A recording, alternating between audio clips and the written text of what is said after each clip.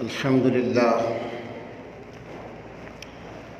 لله وكفى وسلام على عباده الذين اصطفى أما بعد قال الله تبارك وتعالى اقتربت الساعة وهم في غفلة معرضون صدق الله العلي العظيم قال النبي صلى الله عليه وسلم أنا والساعة وأشار بالوسطى وسبابته أنا والساعة كهاتين أو كما قال عليه الصلاة والسلام۔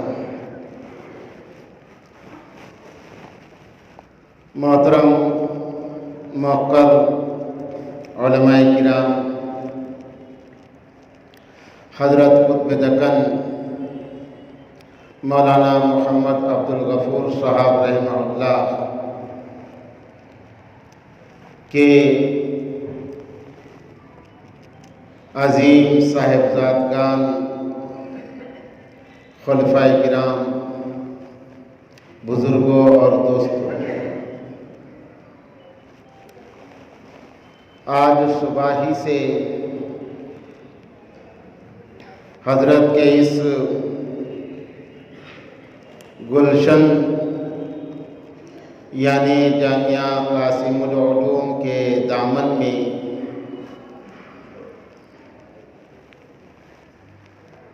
ذکر اور سلوک کے عنوان سے مجالس کا انعقاد ہوا اور ظہر بعد سے حضرت کے صاحبزادہ محترم جانشین حضرت مولانا مفتی محمد ابرار الحق صاحب دامت برکاتہم اپنے بڑے اچھے اور دلنشین انداز میں قلب اور نفس کی بحث کو پیش کر رہے تھے اور بڑی قیمتی اور نصیحت آموز باتیں اور کلمات سے ہمیں محظوظ فرما رہے تھے، اور بڑی خوشی کی بات یہ بھی ہے کہ اس ایک روزہ مجلس میں حضرت قطب دکن رحمہ اللہ کے خلف اکبر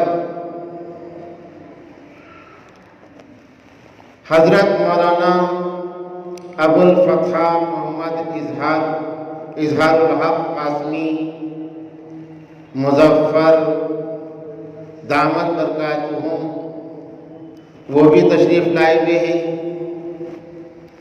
اور حضرت کے سادہ اور مشفقانہ انداز میں صبح میں بڑی اچھی باتیں، حضرت رحمہ اللہ کا انداز تربیت، حضرت رحمہ اللہ کا انداز تعلیم و تدریس سے متعلق ہمارے سامنے آیا،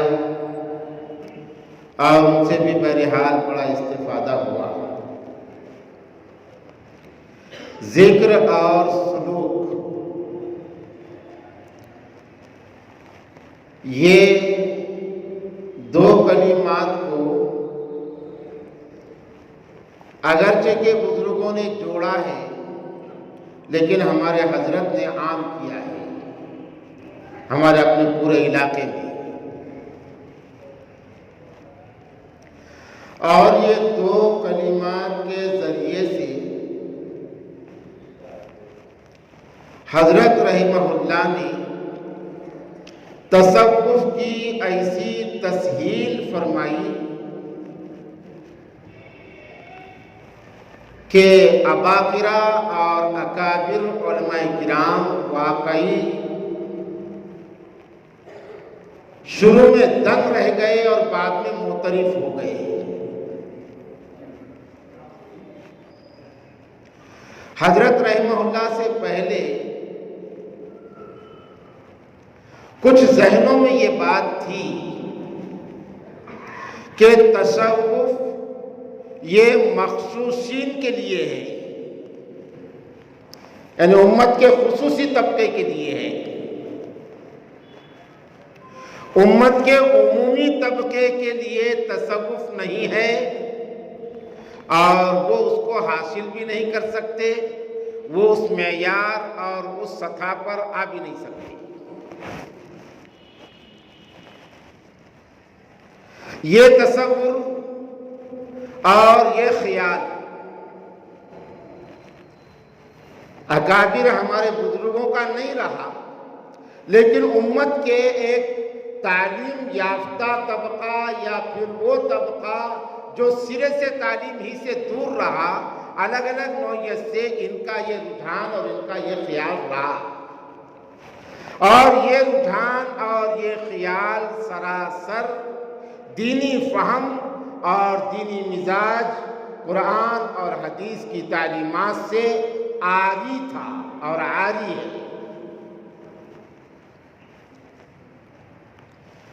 اس لیے کہ تصوف یہ کوئی علیحدہ سے چیز نہیں ہے جس کو قرآن اور حدیث سے الگ کر کے بیان کیا جائے۔ لوگ یہ سمجھتے تھے ہوا میں اڑنے کے فن کو تصوف کہتے ہیں، لوگ یہ سمجھتے تھے کہ پانی پہ چلنے کے فن کو تصوف کہتے ہیں، لوگ یہ سمجھا کرتے تھے کہ اپنے گلے میں سانپ لٹکانے کو تصوف کہتے ہیں، کرامت۔ تو ہمارے اپنے یہ قریباً ہندوستان کے ایک ثلث حصے میں حضرت مولانا محمد عبد الغفور صاحب رحمہ اللہ نے اکابر دارالعلوم دیوبند کے فیضان اور ان کے فائدے کے ذریعے سے یہ سمجھایا ہے کہ تصوف نام ہے تربیت رسالت کا، وہ خارق عادت چیز کا نام نہیں ہے۔ خارق عادت چیز کا صدور اگر کسی ولی سے، اللہ والے سے دنیا میں ہوا ہے، وہ انفرادیت ہے، وہ انفرادیت ہے، خصوصیت ہے۔ خارق عادت چیز کا صدور وہ تو شیاطین سے بھی ہوا ہے، وہاں کی نوعیت الگ، یہاں کی نوعیت الگ، اگرچہ کہ یہ رہی۔ تو خارق عادت چیز کا صدور یہ کسی کامل ایمان والے اور ولی کامل ہونے کے لیے ضروری نہیں ہے۔ ہاں، کامل ایمان والے کے لیے یہ ضروری ہے کہ وہ اپنا تزکیہ کرے،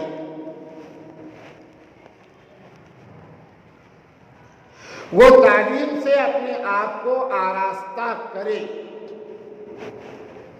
وہ حکمت اور قرآن کریم کو پڑھنے والا بنے اور اس کو سمجھنے والا بنے۔ تمام انبیاء علیہ السلام بالعموم اور میرے اور آپ کے آقا سرور کونین، تاجدار انبیاء، روح کائنات، خاتم الانبیاء والمرسلین، امام النبیین والمرسلین، رحمت للعالمین، حضرت محمد الرسول اللہ صلی اللہ علیہ وسلم نے اللہ رب العالمین کے پاس سے دو چیزیں لے کر کے آئی انسانوں کے لیے۔ بالعموم تمام انبیاء علیہ السلام اور ہمارے آقا صلی اللہ علیہ وسلم چونکہ خاتم الانبیاء ہیں، سلسلے نبوت و رسالت یہ اب ختم ہو گیا۔ اب قیامت تک کے لیے نبوت اور رسالت محمد الرسول اللہ صلی اللہ علیہ وسلم کی. اس لیے اللہ تبارک و تعالیٰ نے ختم رسالت کے صدقے میں قرآن و سنت، دین و شریعت کی حفاظت کا سامان فرمایا ہے.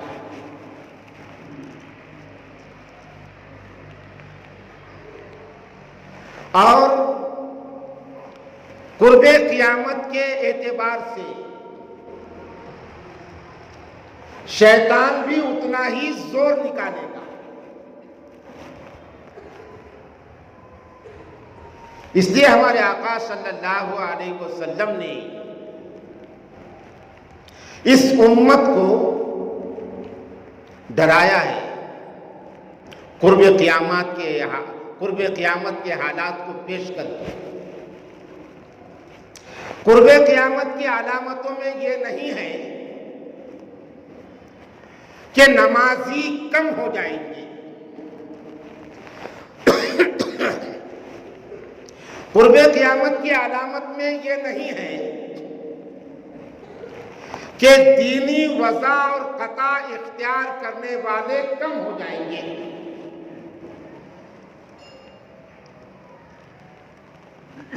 قرب قیامت کے حالات میں یہ بھی نہیں ہے کہ زکوٰۃ نکالنے والے کم ہو جائیں گے. قرب قیامت کی علامتوں میں یہ بھی نہیں ہے کہ حج کرنے والوں کی تعداد کم ہو جائے گی. لیکن قرب قیامت کی علامتوں میں یہ ضرور ہے کہ ایمان کے فساد کی سازشیں بڑھ جائیں گی. ایمان اور عقیدے کے ڈاکو پیدا ہو جائیں گے. یہ سب سے بڑی علامت ہے قرب قیامت کی. دجال اعظم کے ساتھ حضور پاک صلی اللہ علیہ وسلم نے دجالون کا لفظ استعمال فرمایا ایک حدیث میں کہ قرب قیامت میں دجالون پیدا ہوں گے. اور دجالون ایک ایسی مخلوق ہے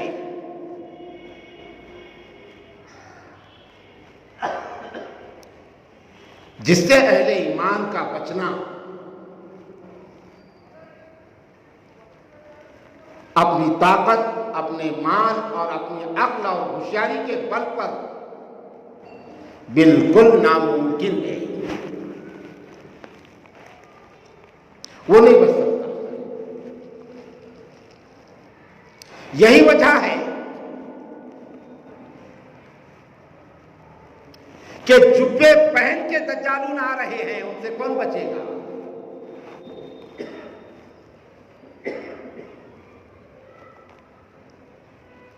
ٹوپیاں اور داڑیاں رکھ کے، ٹوپیاں پہن کر، عمامے پہن کر دجال آ رہے ہیں سامنے. ان سے کون بچے گا؟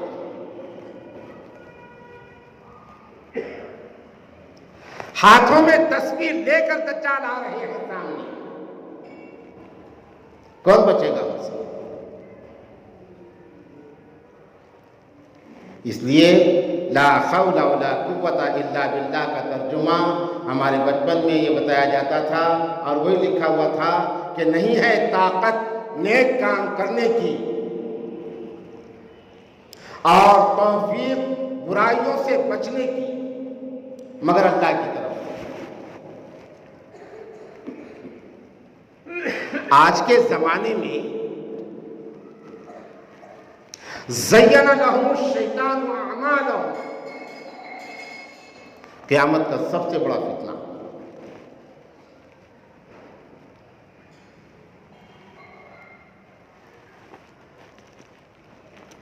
ہمارے اپنے علاقے میں اور ہمارے کرناٹک کے بعض علاقوں میں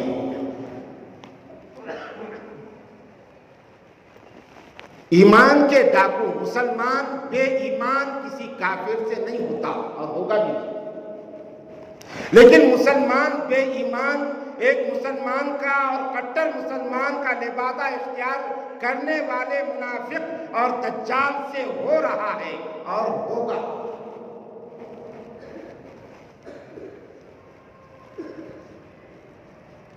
قیامت کی سب سے بڑی علامت، اس لیے بزرگوں اور دوستوں، وقت بہت کم ہے ورنہ اس مضمون کو میں آپ کے سامنے کھولتا ہوں۔ اللہ رب العالمین نے پیارے آقا حضرت محمد الرسول اللہ صلی اللہ علیہ وسلم کے ذریعے سے ہر نماز میں شیخ کامل اور مرشد کامل مانگنے کا حکم دیا،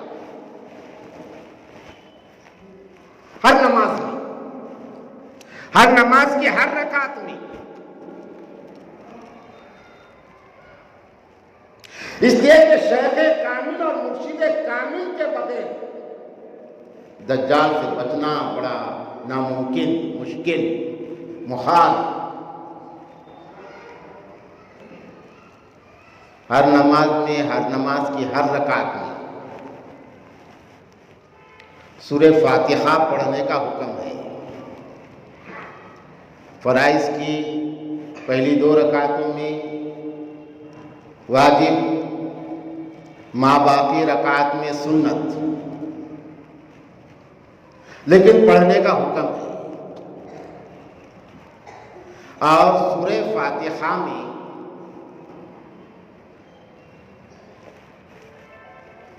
ہدایت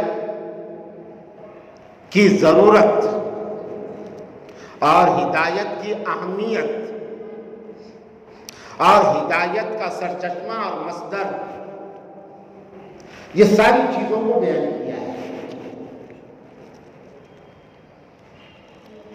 اور اس میں یہ کہا گیا کہ غیر المغضوب علیہم ولا الضالین صراط الذین انعمت علیہم غیر المغضوب علیہم ولا الضالین،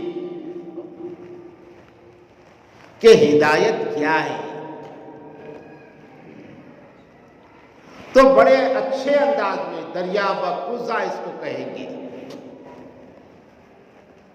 دریا بقوزہ، ایک بحر زخار کو ایک کوزے میں اللہ نے سمجھ دیا کہ صراط مستقیم یعنی سلوک کے لیے ذکر تو متعین ہے، ذکر متعین ہے قرآن کریم، ذکر متعین ہے پیارے آقا صلی اللہ علیہ وسلم کے ارشادات گرامی، یہ ذکر ہے، لیکن سلوک کے لیے چلنا ہے نا، چلنا ہے۔ تو صراط الذین انعمت علیہم، ان لوگوں کے راستے پر اے اللہ تو ہمیں چلا جن پر تو نے انعام کیا ہے۔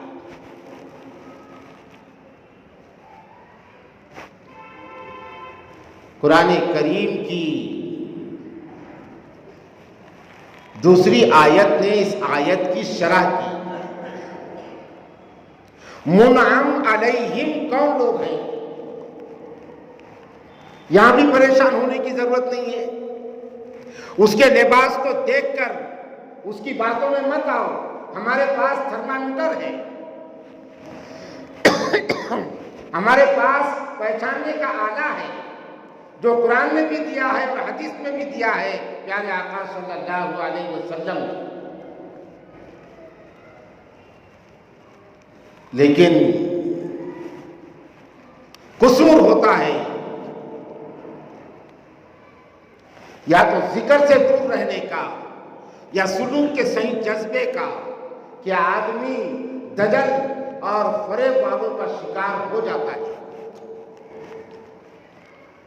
لقد انعم اللہ علیہم من النبیین والصدیقین والشہداء والصالحین،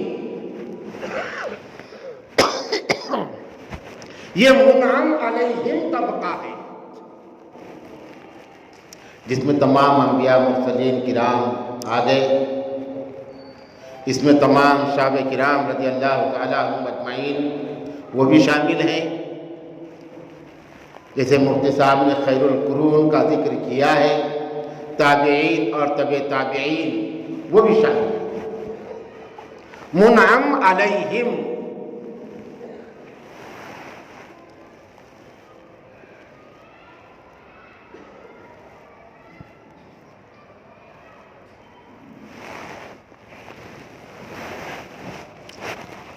اس طبقے کے اندر تو اللہ رب العالمین نے اپنے بندوں کو دعا سکھائی کہ اس دعا کو تم نماز میں مانگو، اتنی اہم دعا ہے، اتنی بڑی ضرورت ہے یہ انسانوں کی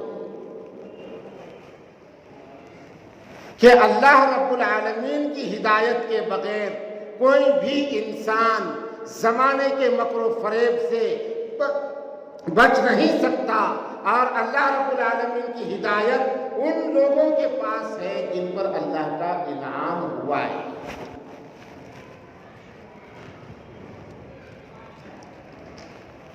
تو ہمارے آقا صلی اللہ علیہ وسلم کے ذریعے سے اللہ تبارک و تعالیٰ نے قیامت تک کے لیے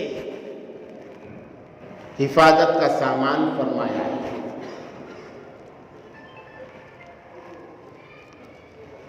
لیکن اس کے باوجود چونکہ وہ بھی طے ہے، یتقارب الزمان یبطل الحرج، پیشن گوئی ہے، سیاتی علی الناس زمان لا یبقى من القرآن الا اسمه ولا يبقى من الاسلام الا اسمه ولا يبقى من القرآن الا رسمه، یہ طے ہے، حالات تو آئیں گے،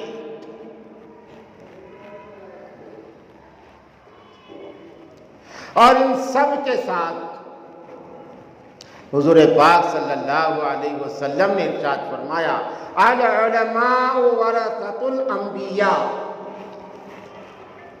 والانبیاء لم یورثوا دینارا ولا درہما ولکن یورثوا العلم۔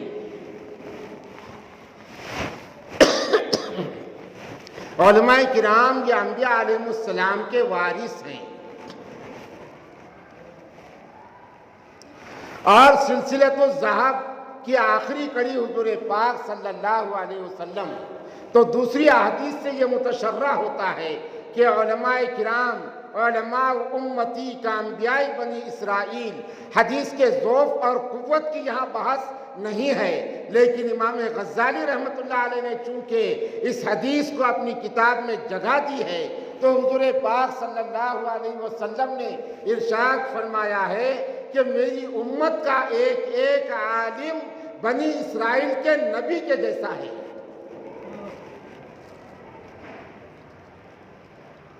عالم یہ ٹھیک ہے، ہمارے ماضی قریب کے علماء کرام نے بہت زیادہ اندیشوں اور ایسے صحیح خدشات کے پیش نظر ایک سسٹم بنایا ہے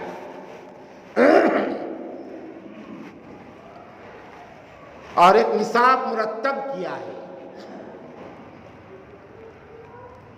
لیکن قرآن اور حدیث کی روشنی میں وہ خدشات کے پیش نظر وہ ضروری تھا، انہوں نے کیا ہے اور وہ ضروری ہے آج بھی، لیکن قرآن اور حدیث کی روشنی میں عالم کا جو معیار متعین کیا گیا ہے وہ علم کامل اور یہ علم نبوی اور اخلاق نبوی کا حامل، جس پر وقت کے علماء اور اصفیاء اعتماد کرے کہ اب یہ شخص اخلاق نبوی اور علم نبوی کا حامل ہو گیا ہے، تعلیم اور تربیت کے ماحول میں رہ کر اب یہ دوسروں کی تعلیم بھی کر سکتا ہے اور دوسروں کی تربیت بھی کر سکتا ہے. اس کو عالم کہیں گے. اس کی بھی مزید تشریح مطلوب ہے، لیکن اس مختصر وقت میں اس کو کھولا نہیں جا سکتا. لیکن بہرحال تمام تفصیل کا لب لباب یہ ہے. چنانچہ علماء کرام کے اسی نظریہ اور اسی تشریح کے پیش نظر آج سے کچھ 100 سال 200 سال پہلے تک خانقاہ اور مدرسہ یہ دو نام نہیں تھے، یعنی تقسیم نہیں تھی. حضور پاک صلی اللہ علیہ وسلم سے لے کر تو ہمارے ماضی بعید کے بزرگوں تک ہر مدرسہ خانقاہ ہوتا تھا اور ہر خانقاہ مدرسہ ہوتی تھی. کیونکہ جہاں یہ سکھایا جا رہا ہے الا وقول الزور، یہ علم دیا جا رہا ہے، تو وہاں یہ تربیت بھی دی جاتی تھی کہ جھوٹ سے کیسے بچنا چاہیے. اس کا نام خانقاہ ہے، اس کا نام تصوف ہے. الا وقول الزور کا سیکھنا اور اس کو زبانی یاد کرنا یہ علم ہے، اور اس کو اپنی عملی زندگی کا حصہ بنانا یہ تصوف ہے.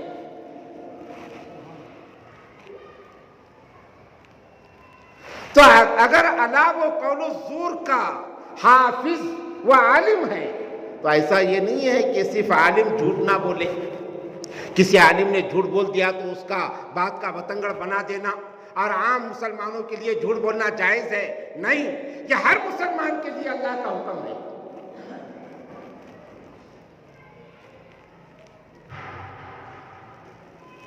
تو جہاں محرمات کا بیان سیکھنا اور یاد کرنا وہ علم ہے، تو وہاں محرمات سے بچنا اور اس سے پرہیز کرنا اپنی زندگی کا حصہ بنا لینا یہ تصوف ہے.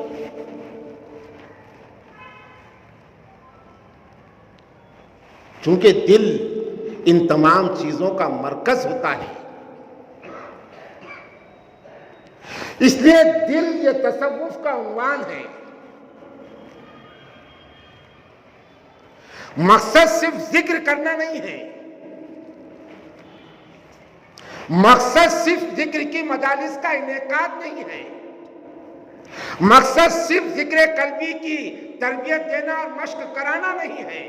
مقصد بہت آگے ہے.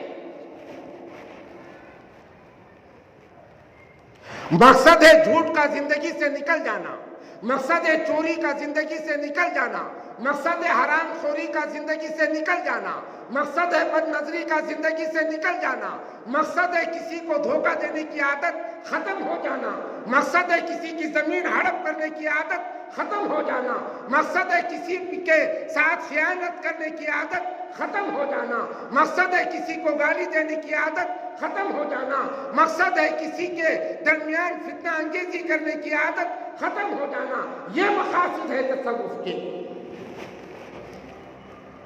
اگر جھوٹ زندگی سے نہیں نکل رہا ہے، پوری زندگی ذکر کی مجالس میں لگا دیا، لا حاصل ہے. صحیح ہے، لا حاصل ہے. برائی تو نماز پڑھنے سے بھی نہیں نکل رہی ہے، تو ذکر کرنے سے کیا نکلے گی؟ اس لیے کہ نماز کو رسم بنایا ہے، ایسا ہی ذکر کو بھی رسم بنایا تو کیا حاصل ہوگا؟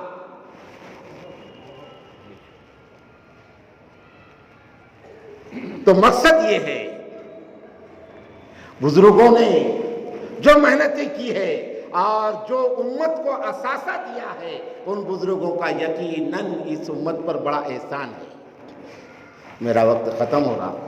تو ہمارے یہ ثلث ہندوستان میں، ہندوستان کے تیسرے حصے پر ہمارے حضرت مولانا محمد عبد الغفور صاحب رحمہ اللہ، یہ تو ان کے جانے کے بعد معلوم ہوا کہ یہ انسان کیا تھا، اور یہ اس امت کی بدنصیبی ہے۔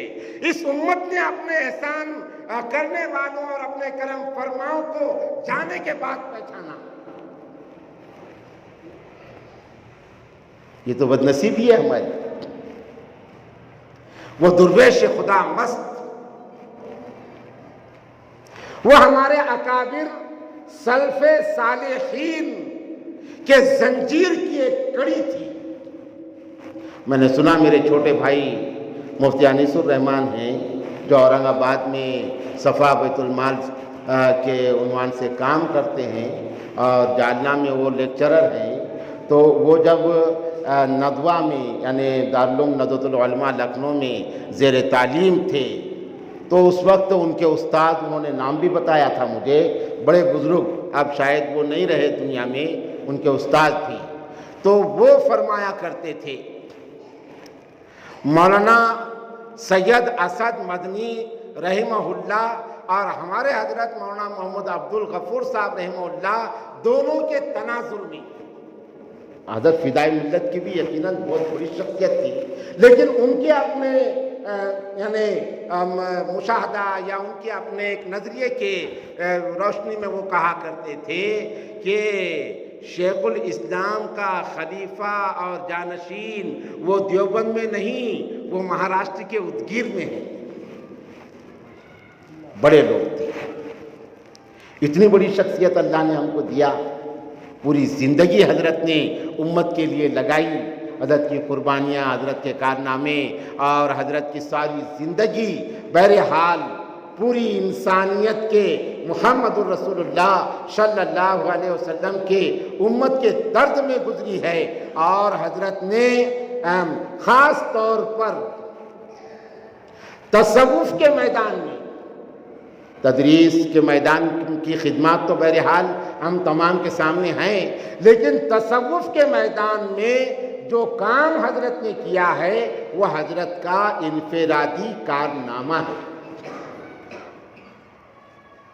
حضرت مولانا محمد اشرف علی تھانوی رحمہ اللہ نے ایک کتاب لکھی، التکشف عن مہمات التصوف، بہت بڑا کارنامہ ہے حضرت کا، لیکن مجھ جیسے نکمے عالم کے لیے بھی حضرت تھانوی کی اس کتاب کا سمجھنا مشکل تھا، اور اس کتاب میں حضرت تھانوی نے رسول پاک صلی اللہ علیہ وسلم کے ارشادات گرامی کی روشنی میں تصوف کی تفصیل فرمائی، تصوف کی اصطلاحات کو سمجھایا۔ تو تکشف کی تفصیل اور تشریح وہ حضرت قطب دکن رحمۃ اللہ علیہ نے احادیث تصوف کے نام سے فرمائی۔ میرا اپنا احساس یہ ہے، اللہ کے گھر میں کہہ رہا ہوں، حضرت پیر ذوالفقار احمد نقشبندی کی ساری کتابیں ایک طرف اور حضرت قطب دکن کی احادیث تصوف ایک طرف۔ میں بزرگوں میں یعنی کم اور زیادہ کا قائل ہوں نہیں، اور میں وہ آپ کو بتا رہا بھی نہیں، لیکن اس کمال کی شخصیت تھی حضرت مولانا محمد عبد الغفور صاحب رحمۃ اللہ علیہ۔ اس انداز میں احادیث تصوف کے اندر تصوف کو بیان کیا ہے، آج اپنے احادیث کی روشنی میں تکشف کے پیش نظر اور اس کی مدد سے حضرت مولانا نے تو وہ تو ہر یعنی اردو داں، ہر صاحب علم کے پاس وہ ہونا چاہیے احادیث تصوف، اور وہ ہمیں سمجھنا چاہیے۔ علماء کرام کو تصوف کو سمجھنے کے لیے اس سے زیادہ آسان کوئی کتاب نہیں ہے، بار بار پڑھنا چاہیے اسے۔ تو بہرحال بزرگوں اور دوستوں، یہ یعنی قاسم العلوم ادگیر، یہ یعنی مہاراشٹر ہے، کرناٹک ہے، آندھرا، تلنگانہ ہے، یہ تمام علاقوں کے لیے موجودہ پرفتن دور میں تصوف یا ذکر اور سلوک یا احسان اور تزکیے کا مصدر بھی رہا اور مرکز بھی رہا، اور آج بھی الحمدللہ اس کی مرکزیت اور اس کی مصدریت یہ اپنی جگہ قائم ہے، اور حضرت قطب دکن رحمۃ اللہ علیہ کا فیضان یہاں سے جاری ہے۔ ہم تمام کی یہ ذمہ داری بنتی ہے کہ ہم یہاں سے اس چیز کو حاصل کریں، اس کو لیں اور اپنے ایمان کو بھی بنائیں، اور موجودہ حالات کے فتنوں سے اپنے آپ کو محفوظ رکھنے کا سامان کریں، اور ایک سچے پکے اور کامل مسلمان کا درس دیں۔ میں مبارکباد دیتا ہوں یہاں پڑھنے والے طلباء اور پڑھانے والے سرپرستوں کو بھی کہ ایک قدیم زمانے کی مثالی درس گاہ کا نمونہ قاسم العلوم، جہاں خانقاہ اور مدرسہ ایک جگہ ہے، یہ ہمارے بزرگوں کا اور سلف صالحین کا طریقہ اور ان کا عطیہ ہے۔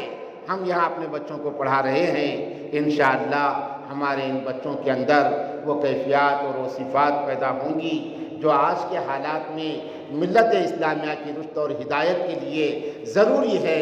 انفرادی واقعات کو عنوان بنا کر شیطان کی مدد کرنا ہمارے لیے بہرحال بڑے فتنے کا باعث ہوگا۔